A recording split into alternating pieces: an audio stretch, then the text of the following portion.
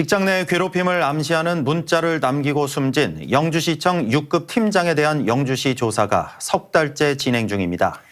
유족들은 정확한 진상규명을 바라고 있지만 영주시가 노무사 선정을 이유로 조사 시작을 3주나 지체하는가 하면 공무원 사내 메신저 기록이 보존기한 만료로 삭제되도록 방치하는 등 조사의 허점이 많은 걸로 확인됐습니다.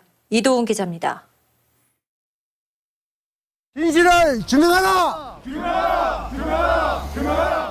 지난해 11월 영주시의 6급 공무원이 직장 내 괴롭힘을 암시하는 메시지를 남기고 세상을 떠난 지 석 달이 지났습니다.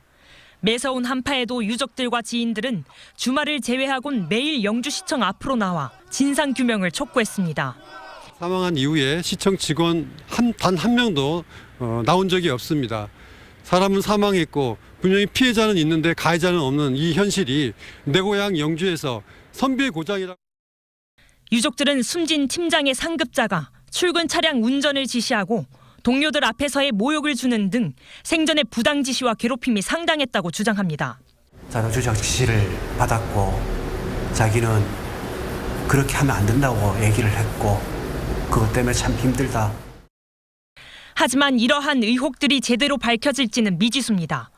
유족들이 장례 직후 요청한 진상조사는 시작하는 데만 3주가 걸렸습니다. 피해자가 사망한 사건의 조사 의뢰가 가능한지, 유족 측에도 노무사 선임권이 있는지 등 검토가 필요했다는 게 영주시의 설명입니다.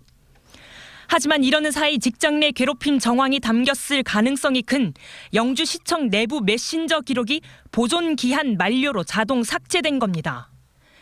당초 영주시는 유족 측의 기록 보존 기한이 1년이라며 안심시켰지만 복원하는 건 그래도 한 1년 정도는 되는 것 같은 얘기를 하네요. 사실은 일주일에 불과했고 자료는 모두 자동 삭제된 것으로 확인됐습니다. 유족이 요청한 날에만 서둘렀어도 충분히 확보할 수 있었던 중요 자료가 모두 사라진 겁니다. 가해자로 지목된 공무원은 올 1월이 돼서야 시청 밖으로 인사 이동이 이뤄지면서 내부 증인 확보도 어려웠다는 게 유족 측 주장입니다.